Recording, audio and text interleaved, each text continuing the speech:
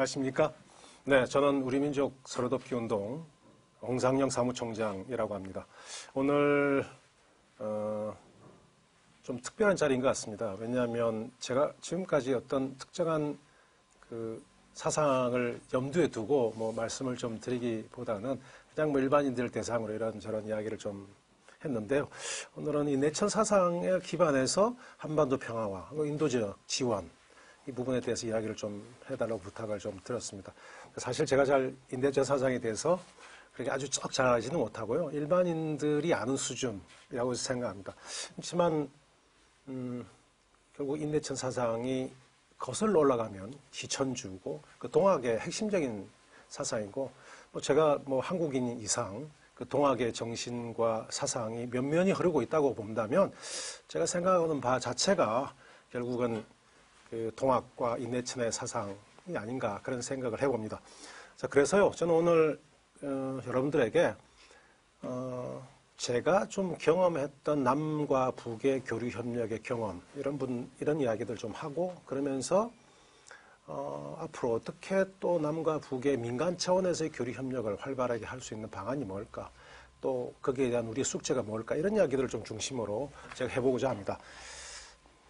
자, 우리 민족 서로돕기 운동은 뭐 제가 저희 단체를 재미있게 소개할 수는 없고 또 뭐 여기서 저희 단체 소개하는 것은 또 적절하지 않을 것 같은데 다만 우리 민족 서로돕기 운동 자체가 초기에 천도교 교령님을 포함해서 7대 종단의 수장님들께서 함께 참여해서 만든 곳이다 라고 말씀을 좀 드리고 싶어서 제가 소개를 시작하게 됐습니다. 그래서 초기에 천도교 교령님께서 쭉 우리 민족 서로돕기 운동의 공동대표로 참여하셔서 남북과 북의 화해와 협력, 평화를 위해서 함께 노력해 오셨다 말씀을 좀 드리겠습니다.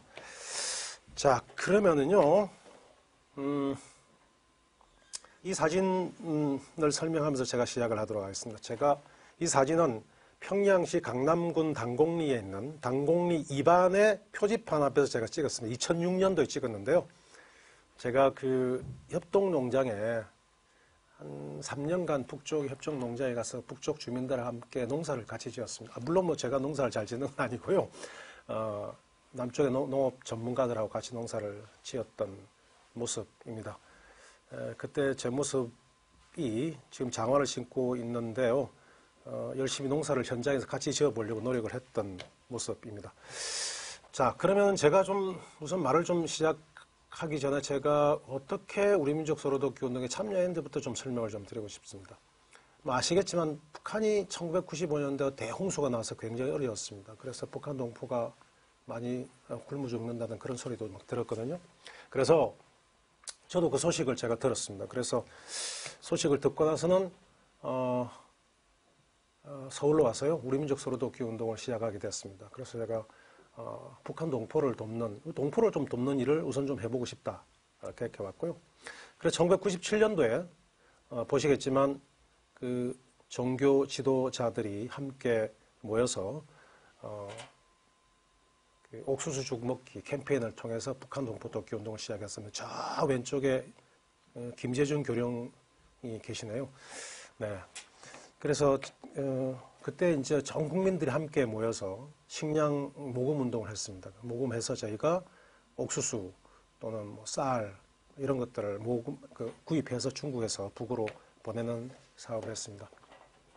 제가 처음으로 이제 북을 방문한 시기가요, 1999년 12월이었습니다. 배를 타고 남포항을 들어갔는데 어떻게 들어간 계기는 제주도에서 당시에 북에 감귤 보내기 캠페인을 저희가 했는데요.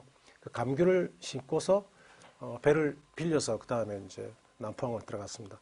54시간 배를 타고 제가 들어갔는데 왜 제가 지금까지도 기억하느냐 하면요. 풍랑이 너무 많이 쳐가지고 제가 굉장히 힘들었습니다. 멀미를 심하게 해가지고 그 이후부터는 제가 배를 안 탑니다. 그런데 제가 가서 북쪽 사람들하고 만나서 이야기를 하는데요. 이런 이야기가 있었습니다. 우리가 북쪽 사람들하고 만나서 어떻게 남과 북을 이야기하느냐라는 문제가 나옵니다. 당시에 우리는 북은 북한, 그 다음에 괴뢰, 뭐 이런 이야기 하지 않습니까? 당연히 북도 우리한테 남조선, 그 다음에 괴뢰 또 이렇게 이야기를 합니다. 서로 같은 말 하는데요. 남한과 북한, 남조선과 북조선이라는 말은요. 남쪽의 대한민국이 남한이고요. 북쪽의 대한민국이 북한입니다. 남쪽의 조선민주주의인민공화국이 남조선이고요. 북쪽의 조선민주주의인민공화국이 북조선입니다. 즉 다시 말해서 남한이라고 이야기하든 남조선이라고 이야기하든 또는 북한이라고 이야기하든 북조선이라고 이야기하든 이 말들은 상대를 인정하지 않는다는 이야기입니다. 그래서 저희가 가서 그때 쓴 게 뭐냐면 북측, 남측, 북쪽, 남쪽, 이남, 이북 이런 어떤 특정한 이념이나 생각이 아니라 그냥 방향을 뜻하는 말로 저 이야기를 대신 했었습니다. 자, 그렇다 보니까 어떤 생각이 들었냐면요. 제가 그럼 과연 남북 관계는 어떤 관계냐? 라는 생각이 좀 들었습니다.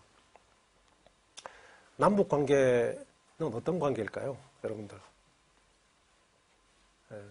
이게 남과 북에 서로 만나기 위해서는 이게 중요합니다. 상대를 어떤 관계로 대할 것인가가 굉장히 중요한데요. 지금까지는 당시까지는 주로 북을 또는 남을 서로 적대적으로 함께 하지 못할 대상이라고 생각했거든요. 그런데 그러면 만나지 않아야 되는 거죠. 근데 만나려면 상대를 어쨌든 뭔가 만나야 될 대상으로 정리를 해야 됩니다. 그게 이제 1991년도에 남과 북이 처음으로 우리 이제 같이 총리급 회담을 통해서요. 남북 사이의 화해와 불가침 및 교류 협력에 관한 합의서를 맺었더라고요. 저는 잘 몰랐습니다. 그때 알았습니다. 그러다 보니까 남과 북은 나라와 나라 사이의 관계가 아니라 통일을 지향하는 과정에서 잠정적으로 형성되는 특수한 관계다라고 이렇게 이야기를 했더라고요. 저희가 같이 남과 북이 합의한 이야기입니다. 즉 다시 말해서 남과 북은 국가 대 국가는 관계는 아니고 약간의 특수한 관계다. 근데 통일을 지향한다. 뭐 이런 이야기죠. 그리고 그 이전에 1990년도에 우리 남쪽에서는 북쪽과의 교류 협력을 만들기 위해서 남북 교류 협력에 관한 법률을 제정을 했습니다. 그전에는 국가보안법이 있었기 때문에 남과 북의 사람들을 만날 수도 없고 물자를 보낼 수도 없고 뭐 이런 조건이었거든요. 근데 그거를 이제 법률로서 만날 수도 있고 교류도 할 수 있고 그 다음에 사업도 할 수 있도록 법을 새롭게 제정을 했었습니다. 그리고 이제 그 교류 협력에 관련된 협력 사업의 구체적 내용도 아래처럼 그렇게 정의를 내렸더라고요. 제가 사실은 이런 법에 의해서 북을 방문하게 됐던 거죠. 1997년도부터 제가 이제 쭉 다녔는데요. 한 2000년쯤 되니까, 저는 이제 한 2000년 되면 이제 그만두려고 생각했습니다. 한 3년 하면 이제 뭐 다 마치려고 생각했는데, 북을 다녀 보니까요, 좀 문제가 있었습니다. 그게 뭐냐면, 이게 이례적으로 단순한 식량을 지원해서 해결될 문제가 아니다라는 거였습니다. 조금 더 구조적으로 문제였습니다. 식량을 지속적으로 정산할 수 있는 방식이 아니면 계속적으로 이 굶주림이라는 문제가 나올 수밖에 없다는 거였습니다. 그래서 2000년도에 가면 저희가 그냥 단순하게 식량을 주는 것이 아니라 식량을 정산할 수 있는 방안을 좀 모색해보자 라고 이렇게 해서 활동 방식을 좀 바꿉니다. 그러니까 제가 좀 더 일을 하게 된 거죠. 예. 자, 그래서 저희가 그 농업협력사 부분인데요. 처음에 저희가 이제 협동농장에다가 이런 승용 이항기나 컴바인을 보냈습니다. 이게 여러분들 생각하기에는 농기계를 보내는 게 어떤 의미가 있냐라고 생각하실지 모르지만도 농업이라는 것 자체는요. 농업의 생산성을 정산시킨다는 것은 그 모든 작부 체계, 그러니까 농사를 짓는 체계 자체가 새롭게 업그레이드 된다는 이야기입니다. 혁신된다는 거죠. 그래야 이게 농업에서 생산량이 증대됩니다. 어떤 특별한 한 부분만 잘 된다고 해서 정산되는 게 아닙니다. 그래서 그게 이제 뭐냐면 첫째는 그 종자를 발화에서부터 시작해서 수확까지 이 모든 과정이 하나의 새로운 체계로 바뀌어야 되는 거죠. 근데 그 핵심이 농기계입니다. 그래서 농사를 모내기 할 때에 이항기를 가지고 모내기를 한다든지 그 다음에 벼를 벨 때에 컴바인을 가지고 벼베기를 한다든지 이런 부분인데 사실 저도 잘 몰랐습니다. 이건 이제 전문가에게 들은 이야기입니다. 그래서 농기계를 우선 어떻게 좀 지원해 볼까라는 생각을 하게 됐고요. 그래서 우선 단순하게 일단 농기계부터 지원해 보자. 그래서 뭐 컴바인을 몇 대를 지원하고 이항기를 몇 대를 지원해 보는 방식을 했습니다. 그리고 이걸 지원을 하니까 북쪽이 굉장히 좋아하는 거예요. 그래서 보니까 효과가 있거든요. 그러니까 어떻게 됐냐면 그럼 이걸 여러 대를 이제 지원해 달라고 하는 거예요. 그래서 저희가 돈이 많이 없으니까 남쪽에는 한 5년 쓰다가 이렇게 이제 또 새로운 기계를 막 쓰고 그래요. 그러니까 그게 이제 남는 거죠. 이거를 이제 잘 수리를 해서 보내는 거죠. 이항기부터 시작해서 뭐 컴바인까지 모든 게. 그러니까 북쪽에서 그게 너무 좋거든요. 쓰는 게. 그러니까 이제 계속 또 돌려고 이게 많이 가니까 어떻게 해야 되냐면 이걸 고쳐야 될 거 아니에요. 농기계 수가 필요한 거죠. 그래서 농기계 수리 공장을 세웁니다. 예, 그걸 이제 우리로 말하는 농업진흥청 같은 곳에 농업과학원에 북은 그걸 농업과학원이라고 하고 지금은 농업연구원으로 바뀌었습니다만은 거기에 이제 1차로 설치해서 전문가들하고 같이 이게 이제 수리소를 만들어서 운영을 해봅니다. 이게 괜찮거든요. 그러니까 이제 그다음부터 어떻게 했냐면 자, 남쪽에 농기계를 보내는데 남쪽에서 농기계 모든 것을 생산해서 보내면 비용이 많이 듭니다. 자, 근데 이거를 부품만 보내가지고 북쪽에 조립한다고 생각해 보세요. 인건비가 확 떨어지죠. 두 번째로는 북쪽의 노동자들이 농기계 기술 수준이 확 올라갑니다. 예. 그러니까 그래서 뭘 했냐면 농기계 조립 공장을 남쪽의 농기계 회사들하고 같이 지어보자 이렇게 이제 나온 거예요. 그래서 농기계 조립 공장을 이제 조그맣게 하나 만듭니다. 그러면서 더하에서는 뭘 같이 해보냐면 자, 지금은 농기계만 이렇게 보내는데 농기계를 가지고 뜨문뜨문 이렇게 농사를 질 게 아니라 좀 아주 체계적으로 아예 남쪽에서 모든 걸 다 가져와서 북쪽의 땅에서 북쪽의 그 농업 전문가들하고 북쪽의 농업 전문가들과 북쪽의 땅만 있고 나머지는 모든 게 남쪽에 다 가져와서 완벽하게 남쪽 방식으로 농사를 한번 지어보자라고 이렇게 된 거죠. 그걸 이제 합니다. 그걸 우리로 말하면 농업진흥청 연구자들과 같이 이제 그런 어떤 포전에서 이거 하는데 이제 연구 포전에서 하는 거죠. 한 3헥타르 정도, 3헥타르 10,000평 정도를 하는데요. 그러고 나서 시범 사업을 쭉 해보니까 생산이 많이 나오는 거예요. 자기들이 볼 때. 그리고 이게 남쪽 방식으로 농사를 지니까 괜찮은 거예요. 그러니까 그 다음은 어떻게 해야 되겠습니까, 순서가. 그 다음 당연히 실제로 농업 현장, 즉 농민들이 농사 짓는 현장에 가봐야 되겠죠. 거기서만 이제 성공하면 될 거 아니에요. 그래서 북에 있는 협동농장에 농사지를 이제 갑니다. 예.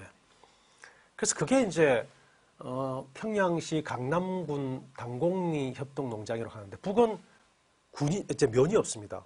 군 있고요, 리가 있습니다. 그 리가 한국의 리가 한 서너 개, 너댓 개 합친 그 정도의 면적의 한 개 리입니다. 그 리에 이제 간 거죠. 가서 이제 농사를 한번 지어보자. 그래서 가서 처음에 한 100헥타르 땅을 딱 가지고요. 100헥타르면 한 30만 평 정도 되거든요. 30만 평의 땅에다가 농사를 이제 한번 같이 지었는데 그러면은 농민들, 북쪽의 농민들, 그 다음에 남쪽의 농업 전문가들, 북쪽의 농업 전문가들 같이 모여서 이제 농사를 이제 짓는 거죠. 여기 이제 제가 표현한 것은 거기에 있는 당곡리 협동농장의 현황을 제가 이제 보여준 겁니다. 자, 근데 농사를 지으러 딱 들어가 보니까요.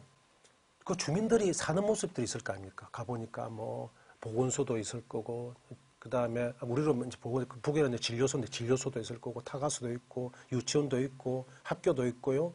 뭐 이런 것들에 상당히 좀 열악한 거예요. 그러면 이번에 간 김에 이걸 다 새롭게 좀 바꿔보자. 길도도 농로길도 좀 새롭게 만들고, 그 다음에 농업 관련된 여러 가지 우리로 말하면 이제 쌀을 정미하는 정미소도 좀 새롭게 만들어보고 이렇게 해보자라고 이렇게 이야기를 한 거죠. 그러다 보니까 이게 처음에는 농사만 지으러 갔는데 이게 일이 점점 커진 거죠. 그래서 아예 마을 전체에 주민들과 같이 힘을 모아서 좀 더 잘 사는 마을을 한번 만들어보자라고 이제 이야기를 한 거예요. 그게 이제 협동농장 현대화 사업이라는 이름을 붙여서 시작을 하게 된 겁니다. 우선은 이제 벼농사를 시작했죠. 그래서 벼농사를 이제 사진에 보셨듯이 토양 분석부터 시작해서 그 다음에 뭐 그냥 기상 분석까지 하고 그리고 그 다음에 수확까지 이 전체 과정을 한번 해본 거죠. 그 다음에 이제 또 온실을 지었어요. 온실에다가 채소를 생산할 수 있는 것도 만들어 가지고요.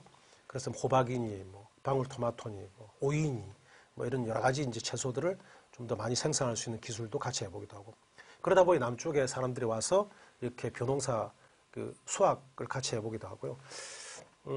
원래 수학은 이렇게 이제 낫으로 배지는 않습니다. 근데 사람들이 와서 이제 한번 기념 삼아서 배워본 거고요. 실제로는 이제 콤바인으로 쫙 배는 거죠.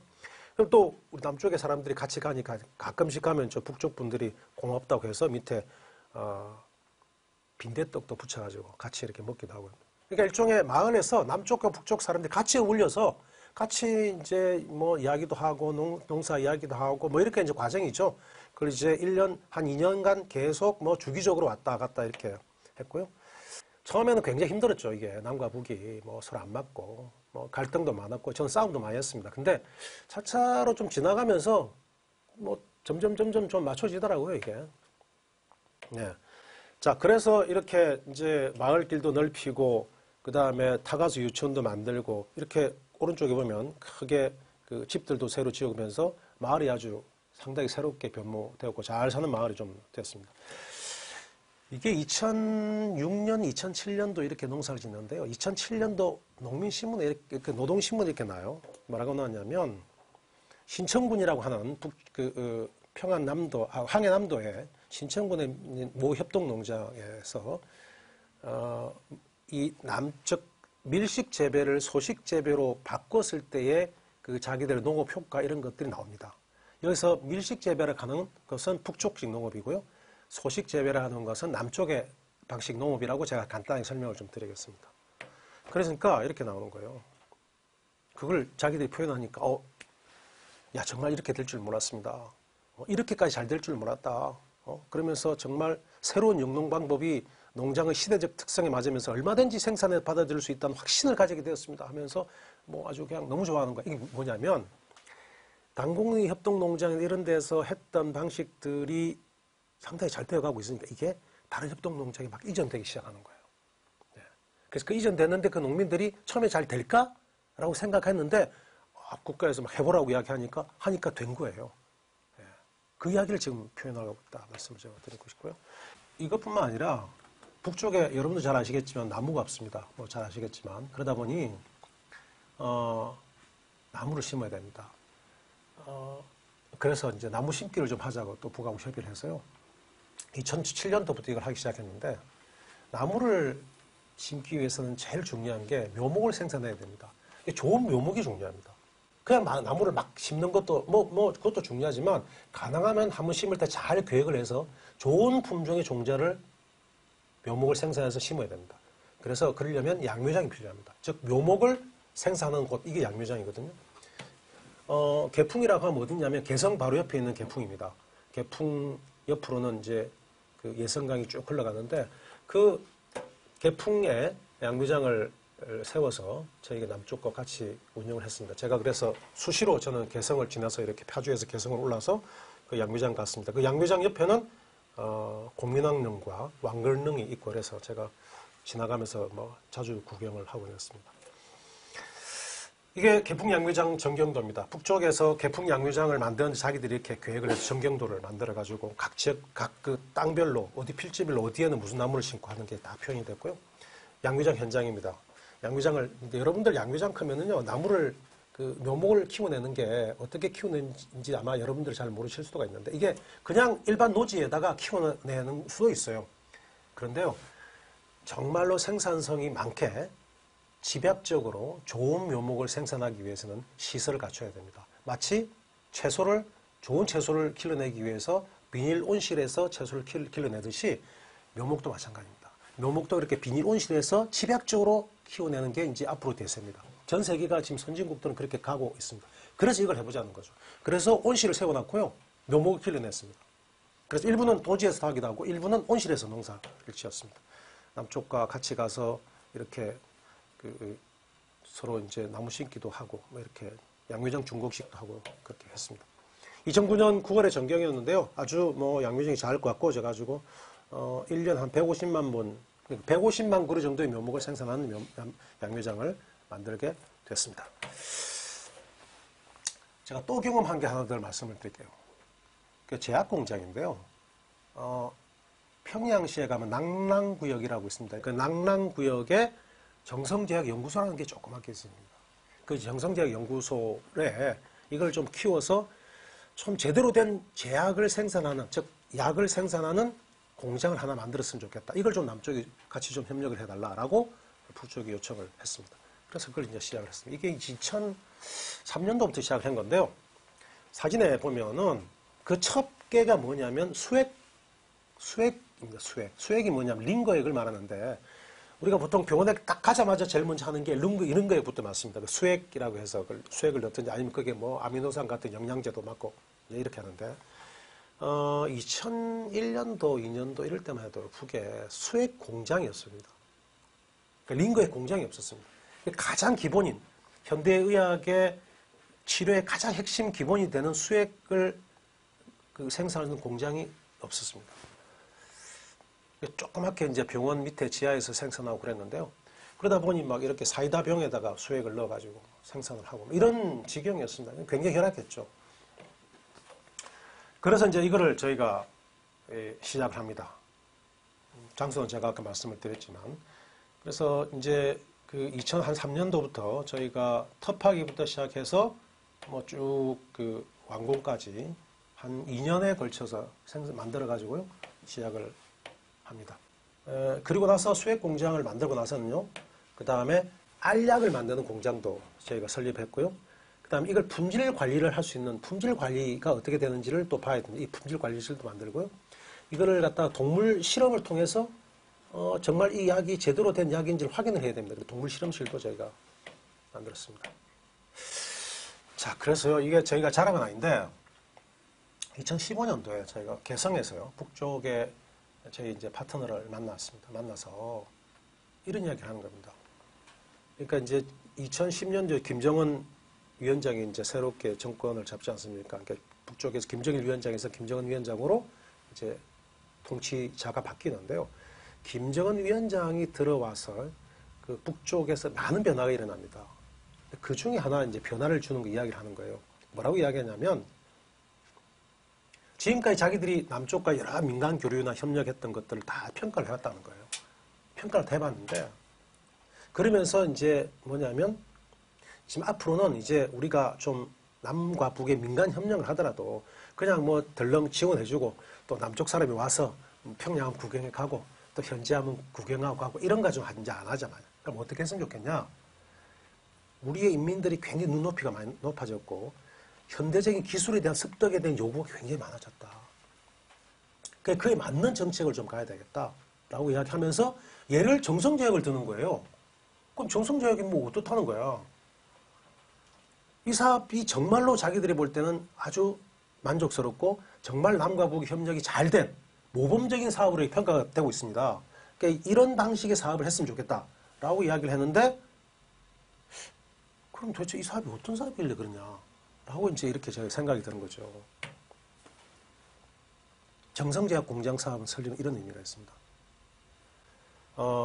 GMP라고 하는 규정이 있습니다. 이게 뭐냐면 Good Manufacture Practice라고 하는 건데요.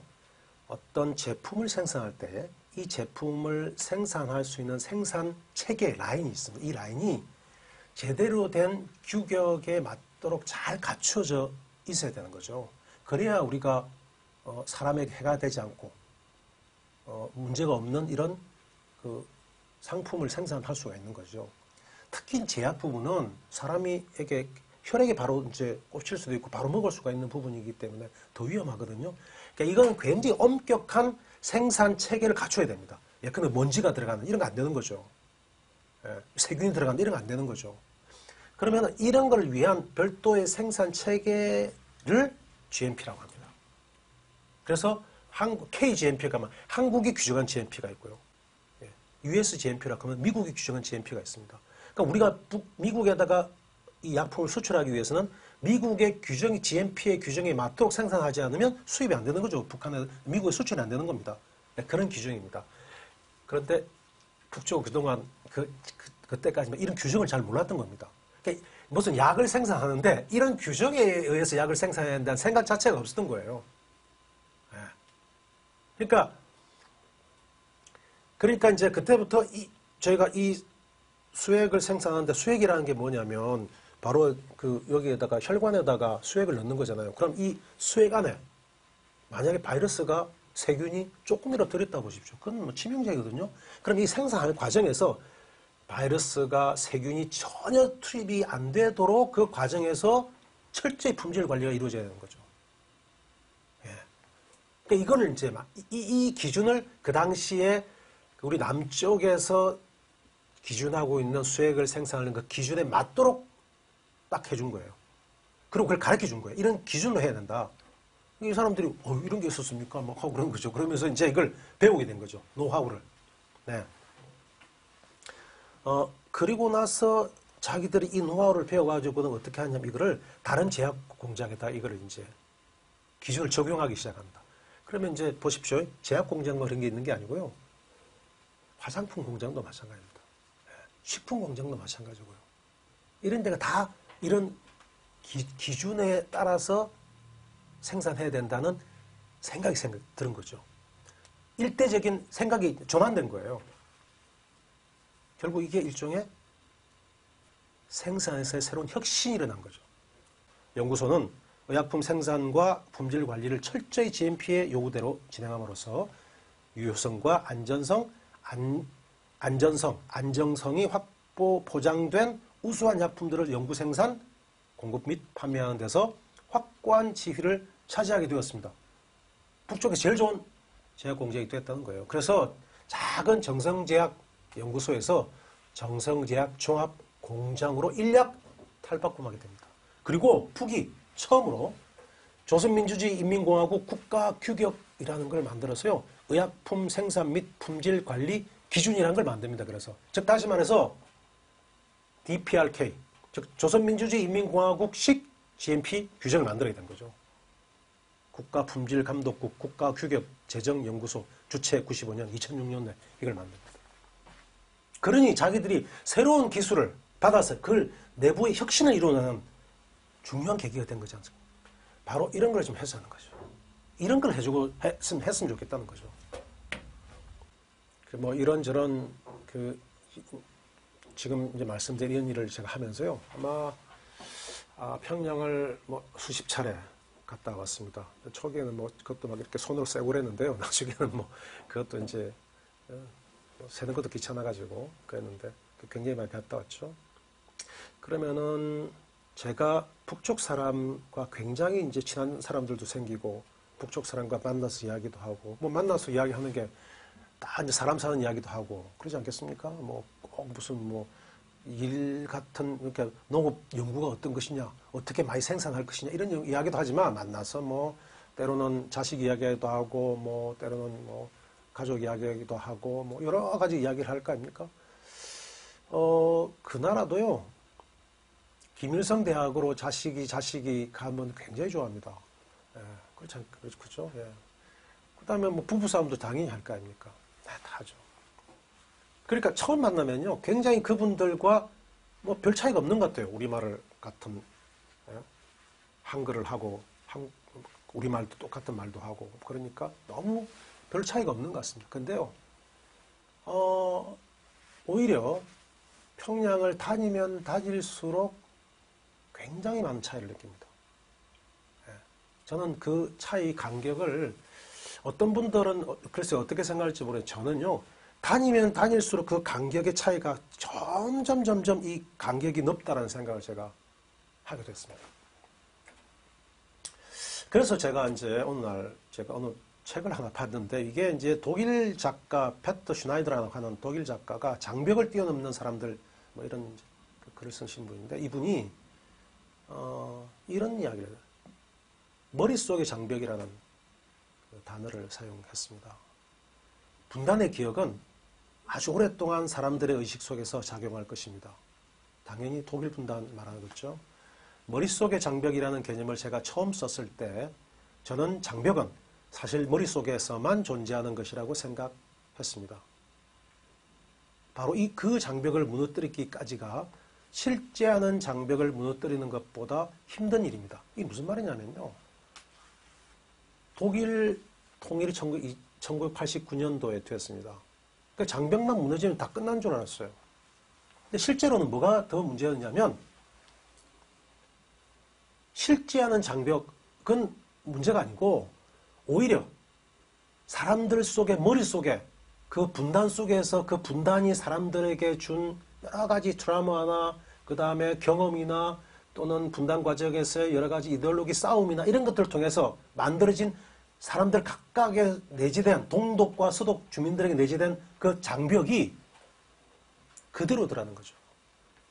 그리고 이게 두 세대가 지나가는 동안도 머릿속의 장벽을 없애는 일을 계속해왔다는 거죠. 하지 않았어진다는 거죠. 지난번에 메르켈 수상이 독일 통일 31주년을 기념해서 마지막으로 연설을 했습니다. 그 메르켈 수상이 동독 출신이지 않습니까? 그때 이제 드디어 마지막이라고 이야기했지 않습니까? 자기가. 예, 아직까지 그 차이가 존재한다고요. 그러니까 우리가 실제로 분단 통일은요, 우리의 통일은 어떤 것이냐면 그냥 휴전선을 없앤다고 통일이 되는 게 아니라는 거죠.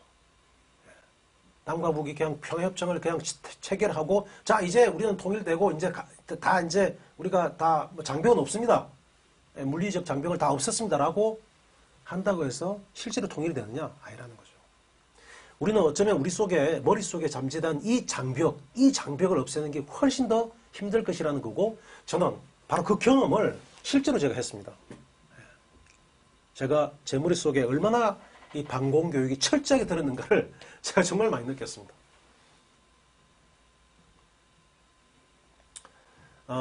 남북 관계가요, 제가 인도적 지원을 하면서 정말 많이 느낀 게 중에 하나가 이런 겁니다. 제가 북에다가 우리가 만약 콩을 보낸다고 생각해 보십시오. 콩을 보내면요, 두 가지 흐름이 있습니다. 하나는 뭐냐면, 그냥 콩 조금 더 많이 보내주라. 어디에 쓰든지 보내줘야 안 되겠냐. 그게 또 다른 데 좀 유용되거든. 유용될 수도 있는 거고, 그런 거지. 좀 많이 보내주면, 그러면 이리저리 많이 좀 먹을 거 아니냐라고 이렇게 생각하시는 분들이 있어요. 어떤 분들은요, 이렇게 생각합니다. 그 콩을 보내주면 이 사람들이 그 콩으로 콩기름을 짜가지고 그 콩기름으로 혹시 총 또는 대포를 닦는 데 쓰는 거 아니야? 이렇게 생각하는 거. 아니, 총과 대포를 닦는데 웬 콩기름을 쓰겠습니까? 비싼 콩기름을. 그렇잖아요? 그런데도 많이 하나 쓸 수 있는 거 아니냐? 라고 이렇게 이야기하시는 분들이 있습니다. 두 가지 흐름이 있습니다. 하나는요, 지금 말씀드린 콩기름으로 대포를 닦을 수 있다고 극단적으로 생각하시는 분들이 국가안보를 우선하는 사람들입니다. 또는요, 좀 다른 데서 써도 되지만 그냥 좀 많이 보내주자. 이런 분들이요, 민족을 우선하는 사람들입니다. 이 두 부분들이요, 우리 사회는 그냥 계속 극단적으로 이렇게 있어가지고, 이게 막 서로 싸움하고, 그걸, 서로 신뢰가 믿질 않습니다. 한쪽은 극단적으로 믿질 않고요, 북쪽은. 한쪽은 웬만하면 좀 같이 가보자. 이런 생각들이 있는 거죠. 북에는 없었겠습니까? 북에는 똑같습니다. 북에도요, 극단적으로 체제 안보가 우선하는 사람들이 있습니다. 이런 사람들은 남쪽의 사람들이 와서 여기저기를 다니고 그런 거에 대해서는 혹시 체제를 교란하고 불온사성을 유입하는 거 아니냐라고 생각하시는 분들도 있고요. 웬만하게 오면 좀 괜찮은 거 아니냐. 그러나 그럼 다 이게 또 우리 남과 북이 함께하고 또 우리 민족끼리인데 라고 이야기하는 분들도 계십니다. 남과 북이요? 똑같습니다. 저는 이 부분이 좀 추려야 된다고 생각합니다. 지금 말씀드린 이 머릿속의 장벽을 우선 깨기 위해서는 물리적 장벽을 없애기 위한 활동도 중요하지만 특히 우리 민간들은 이 물리적 장벽 이외에 머릿속에 있는 장벽들을 깨기 위한 노력들을 해야 되는데 그 노력을 하기 위해서는 어떻게 해야 될까? 바로 이런 서로 간에 극단적으로 이 상대방을 생각하는 이 부분들을 좀 줄여가지고 약간 중간적으로 가기 위한 노력들을 해야 됩니다. 그 노력을 그럼 어떻게 해야 될까? 하나가 우선은 서로 신뢰를 쌓기 위해서요, 자주 만나야 됩니다. 결국은 만나는 과정에서요, 이 문제가 해소될 수밖에 없습니다. 서로 정보도 공유하고요, 서로 어떤 생각이 있는지 물어보기도 하고요. 그 다음 또 하나가 뭐냐면, 이거 기준이 없습니다. 그럼 어떤 기준으로 서로 간에 협의를 해야 될 것이냐? 저 생각에는 조금은 국제 기준을 좀 가져올 필요가 있습니다. 왜 국제사회가 보편적으로 이게 좋은 것이다 라고 이렇게 기준이 정해진 게 있지 않습니까? 그런 걸 좀 가져와서 그걸 기준으로 해서 남과 북이 함께 협의를 해보는 거죠. 예컨대 국제개발 같은 경우에는 유엔이 정한 기준 같은 게 있거든요. 그런 걸 가져오는 거죠. 약간은 조금 더 국제적인 기준을 가져오고, 또 한편으로는 우리가 남과 북이 서로 자주 만나서 서로 간의 오해와 서로의 생각하는 방식을 풀어가는 것. 이런 것들이 좀 저는 필요하다. 그게 머릿속의 장벽을 좀 조금씩 해소하는데 필요한 거 아니냐? 라는 생각을 제가 좀 하게 됐고요. 이제 그렇다면 앞으로 이제 그런 방식으로 가야 되는 건데, 그렇게 갈 때에 남과 북의 주민들이 그새 2000년부터 시작해서 2020년, 한 20년은 이렇게 흘러오면서 상당히 생각들이 많이 또 바뀌었습니다. 물론 뭐 이제 세대가 많이 바뀌기도 하고, 새로운 세대가 또 올라오기도 하니까요. 바뀌겠는데, 그게 뭐냐면, 조금은 남쪽에 있는 분들은 이렇습니다. 과거보다는 훨씬 민족, 이념, 이런 부분들보다는 조금은 더 실리적으로 생각하는 경향들이 많아지고 있습니다. 아무래도 뭐 젊은 세대들이 좀 그렇지 않겠습니까? 그 다음에 두 번째로는 예전에는 다 일방적으로 북쪽 동포니까 도와야 된다고 하시는 분들이 많은데요. 지금은요, 우리한테도 좀 도움이 되는 게 있어야 되는 거 아니냐.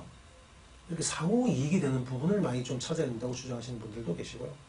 그 다음 세 번째로는 조금 이제는 정치와 군사적인 부분, 이건 중앙 집권에 대한 정부가 하더라도 그 이외에 조금 경협이나 민간교류 이런 것들은 지자체나 민간이 좀 함으로써 이걸 좀 분리하자.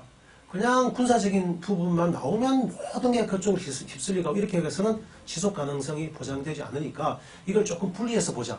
라고 이렇게 이제 생각하시는 분들도 이제 많이 나오기 시작했습니다. 북쪽은 어떠냐면 북쪽도 좀 생각들이 많이 바뀌기 시작했습니다. 북쪽도 최근에 이제 뭐 보니까 지난 한 10수년 사이에 뭐 장마당도 생기고 뭐 이런 시장화도 되기도 하고 그 속에서 많은 분들이 거기서 또 장사의 경험도 쌓게도 하면서 이분들도 마찬가지입니다. 이제는 단품이 아니고 아까 제가 설명을 드렸듯이 지속 가능성에 관심을 가지게 됩니다. 뭔 일을 하더라도 이게 좀 지속적으로 좀 이루어지고 이게 좀 더 확대 재생산이 되는 방식으로 가야 된다라는 생각들을 하게 됩니다. 뭐 시장화에 대한 이야기도 제가 말씀을 드렸고요.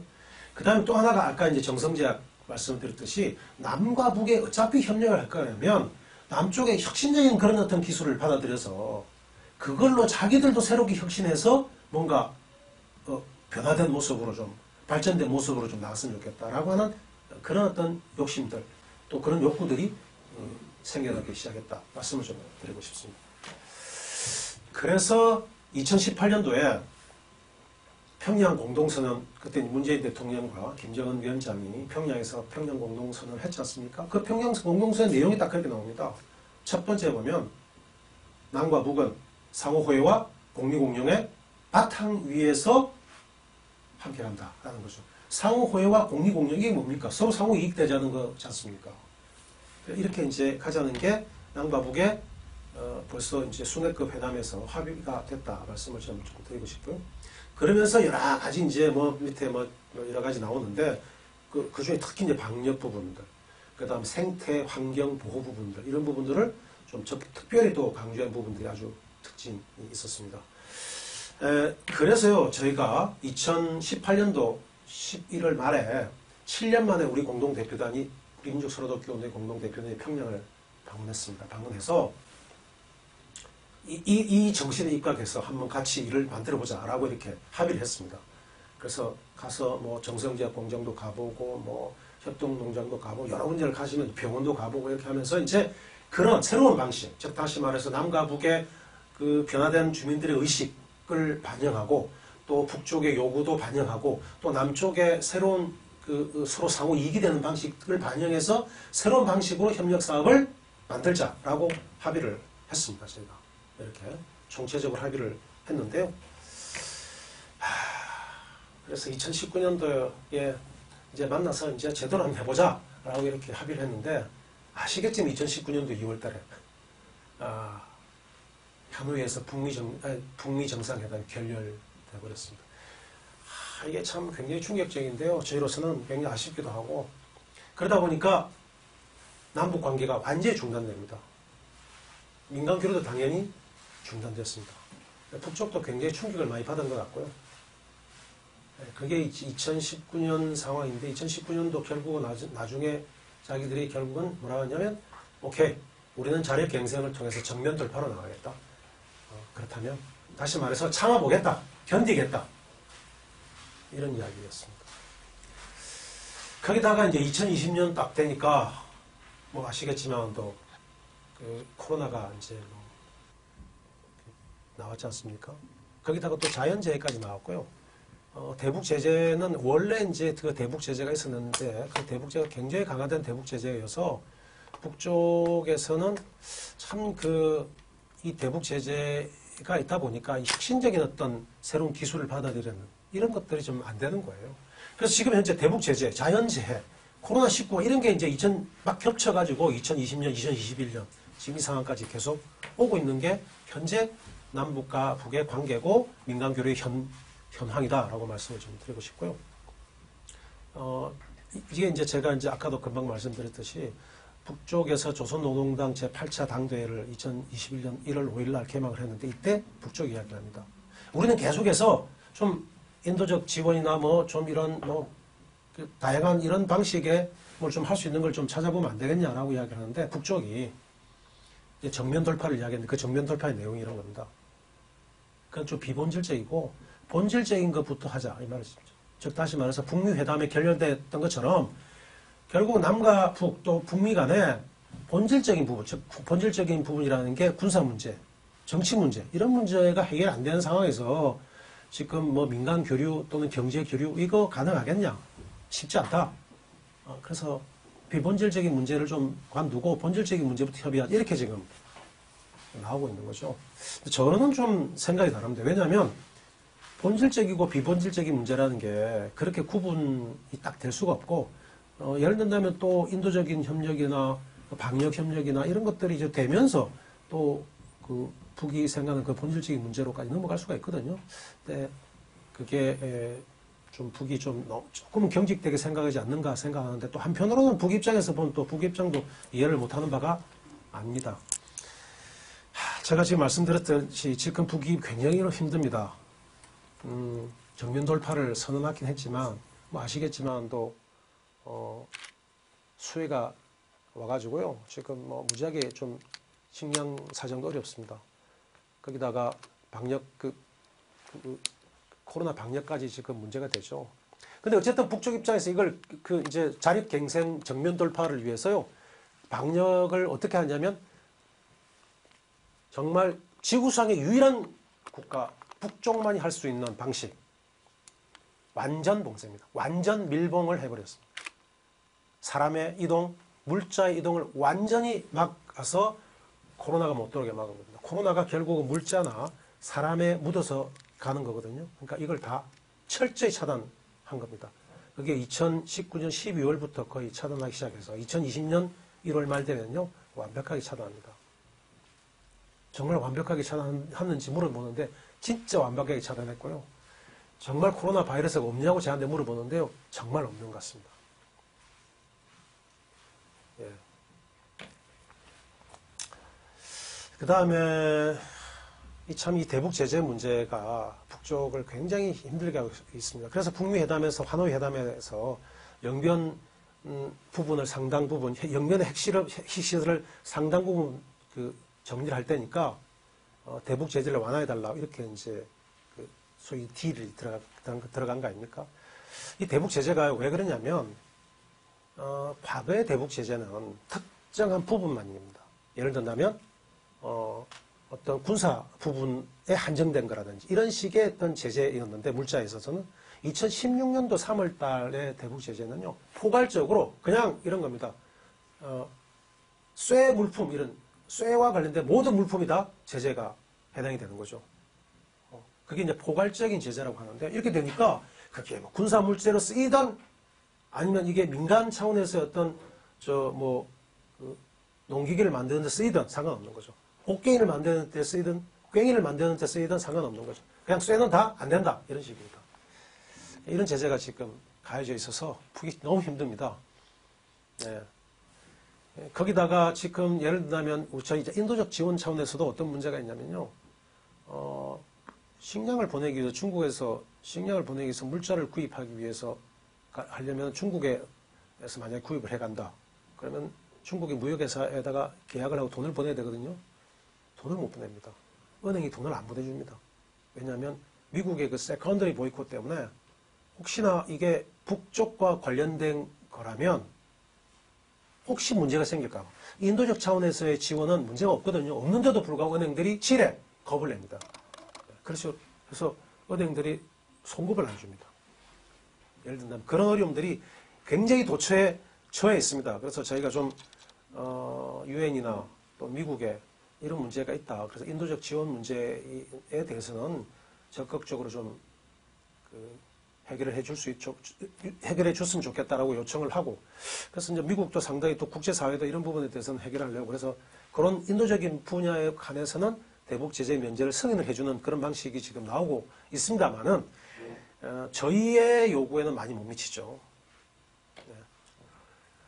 저희가 그래서 2019년도에는 아까 말씀드린 그 개풍 양육장 현에서는 우리 처음으로 우리나라의 대북 민간단체, 한국 민간단체로 처음으로 대북 제재 면제 승인을 받았습니다. 그래서 유엔에 이제 승인을 받아서 그 물자에 대해서는 뭐 트랙트를 보내든 그게 뭐 양배 자재를 보내든 뭐 쇠파이프를 보내든 그게 다 제재 면제가 됐습니다. 이런 방식의 지금 이제 일종의 사업들을 좀 구상하고 있다는 말씀을 좀 드리고 싶고요.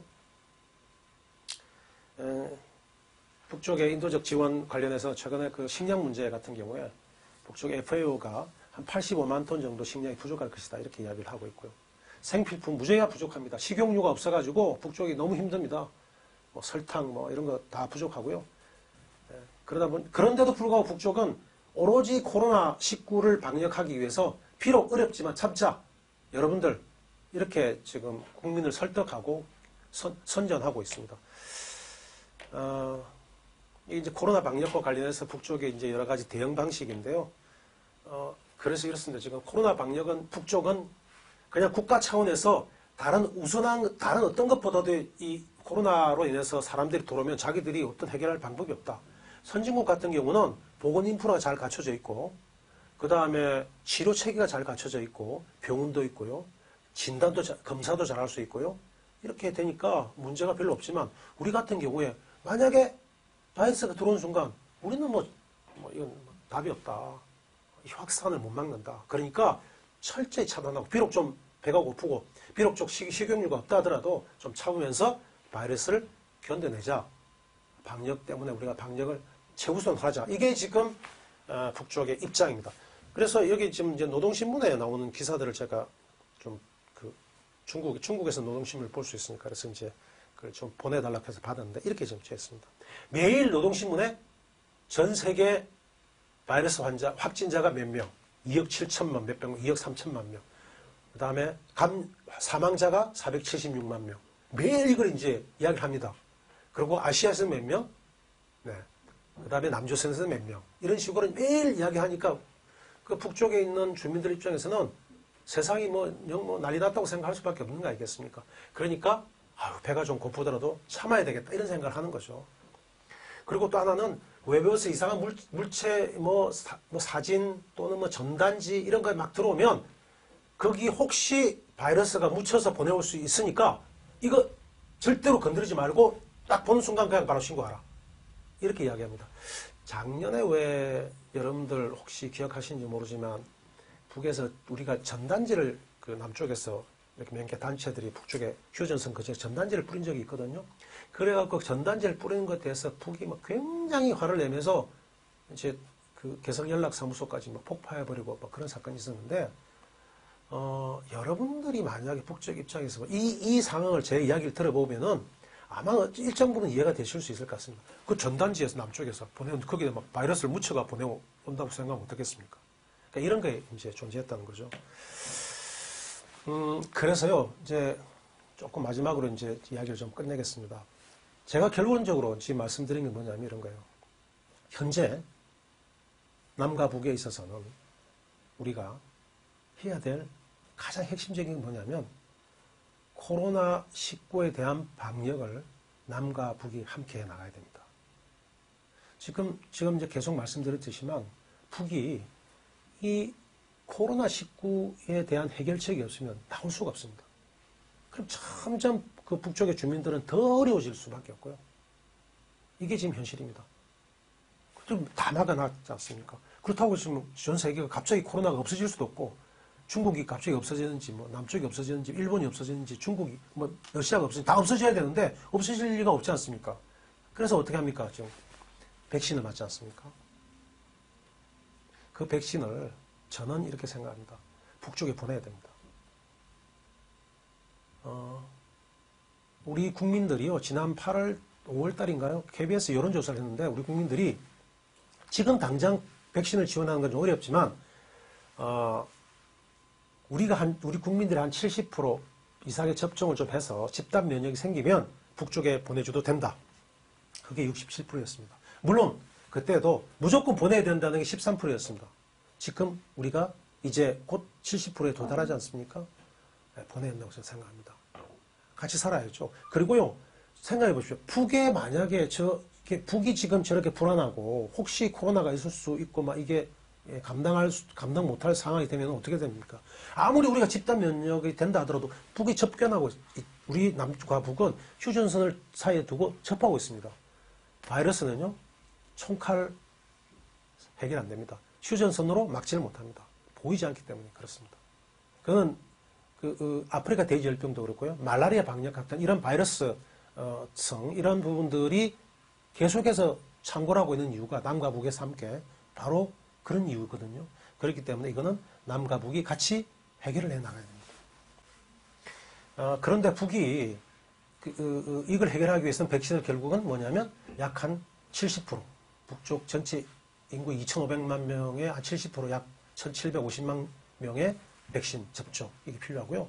그 다음에 좋은 백신들을 좀 보내는 게 좋을 것 같고, 그 다음에 가능하면 백신뿐만 아니라 이걸 우리가 치료를 좀 할 수 있는 체계, 검진과 검사를 할 수 있는 체계, 이런 것들이 함께 전달되어야 됩니다. 그래서 총체적으로 북쪽의 보건의료 체계를 좀 더 새롭게 올릴 수 있는 방식으로, 마치 우리가 정성제약 수액 공장을 통해서 북쪽의 제약 공장에 새롭게 혁신했듯이 이번 코로나를 통해서 오히려 남과 북이 함께 북쪽의 보건의료 분야에 협력을 해서 북쪽의 치료체계, 즉 병원 시스템을 새롭게 혁신하고 검사하고 검진하는 이런 시스템을 혁신하고 백신을 지원하는 방식을 통해서 이게 업그레이드 된다면 이게 어쩌면 남과 북의 새로운 신뢰를 쌓을 수 있는 계기가 될 수가 있다고 저는 생각하거든요. 예. 그래서 그게 2019년 북미 회담의 결렬로 남과 북이 모든 게 중단된 그게 오히려 이 코로나로 인해서 이게 전화위복이 돼서 남과 북의 새로운 신뢰를 쌓는 새로운 계기가 마련될 수 있다면 얼마나 좋겠습니까? 또 그렇게 만들어야 되고요.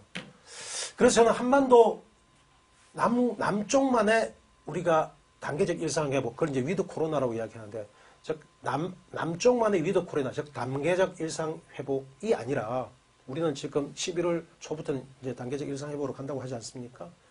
북쪽도 함께 가는, 즉 그래서 남과 북, 즉 한반도가 함께 서로 힘을 합해서 위드 코로나, 즉 단계적 일상회복으로 가는 바로 그 길로 가는, 그게 저는 남과 북이 함께 사는 길이고, 남과 북이 위기를 새로운 기회로 만들어가는 지혜로운 길이다라는 생각하고요.